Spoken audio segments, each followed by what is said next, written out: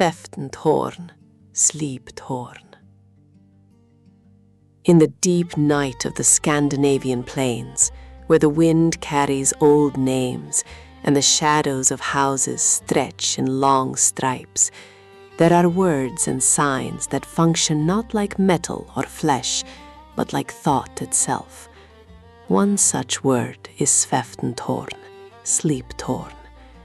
Today we will travel to a world where a word becomes a thorn, and a thorn becomes a bridge to the realm of dreams. Part 1. The word and its roots. Words in Old Norse often consist of two parts, each carrying an image and an action. In svefnþorn's case, it's simple and direct. Svefn means sleep, thorn means thorn, piercing object. The name itself suggests a metaphor, not a soft slumber, but a sting, a sudden and precise penetration into the waking state. In the Scandinavian tradition, words were imbued with power.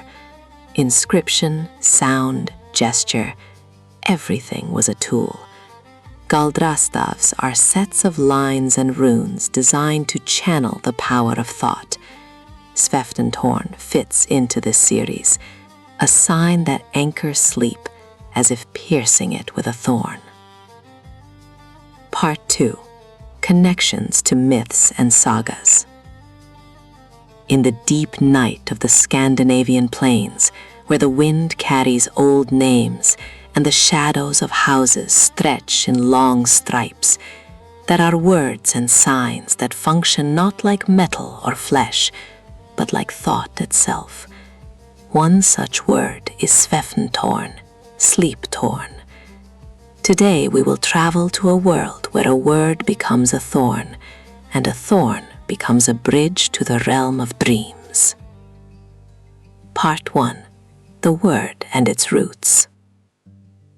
Words in Old Norse often consist of two parts, each carrying an image and an action. In svefnþorn's case, it's simple and direct.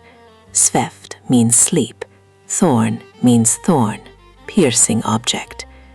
The name itself suggests a metaphor, not a soft slumber, but a sting, a sudden and precise penetration into the waking state.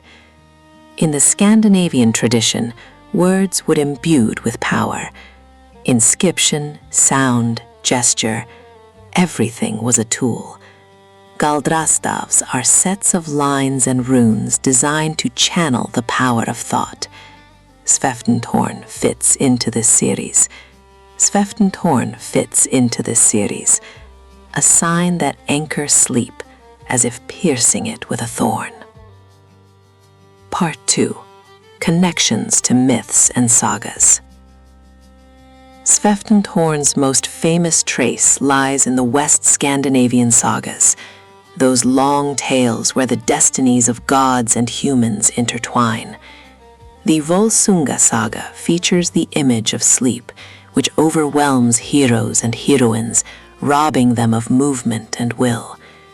In one version of the legend, the heroine, known as Brynhild or Sigurdriva, finds herself plunged into a deep sleep, surrounded by a fiery circle and a spell, and it is here that the image of the sleep-thorn appears, preventing her from awakening until the appointed hero arrives.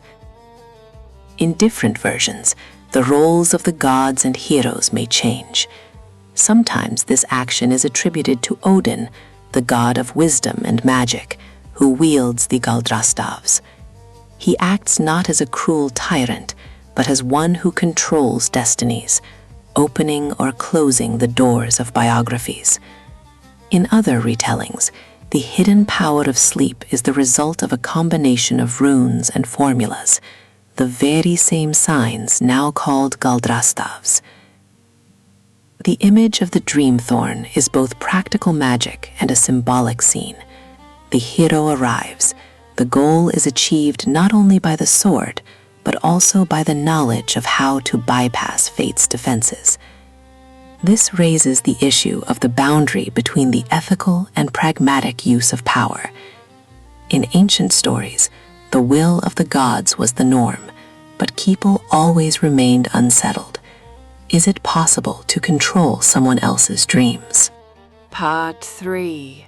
The appearance of the sign. What did svefnþorn look like? The answer is not straightforward. Materials with clear images are few, and it appears in manuscripts in a wide variety of variations.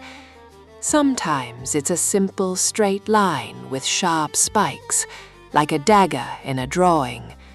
Other times it resembles a branching tree, a trunk and diverging needles that symbolically pierce the consciousness.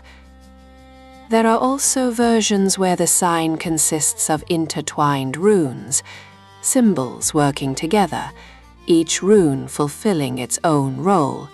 One lulls to sleep, another holds, a third protects from awakening. It's like architecture. If the lines combined form a fortress, then the runes are the stones of that fortress. Ancient artists and magicians had the freedom to mix images. The svefnþorn didn't have to look like a textbook. Its power lies in the semantic combination of elements, a prick, a fixation, the depth of sleep.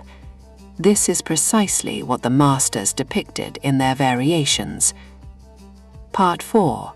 Practices and rituals.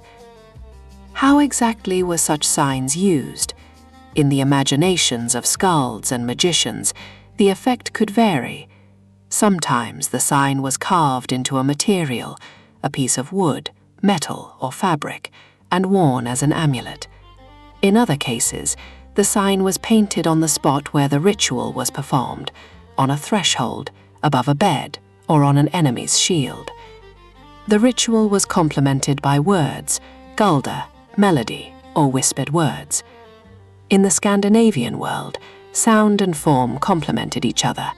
A spoken gulder gave force, while a sign held the action. Imagine a barrier of fire and lines. Anyone who tries to pass it will encounter the silent resistance of sleep. In the sagas, such rituals are often depicted as the work of the gods, that is, inaccessible to mere mortals. This explanation has social implications. Magic that alters the course of fate is attributed in legends to higher powers to emphasize its significance.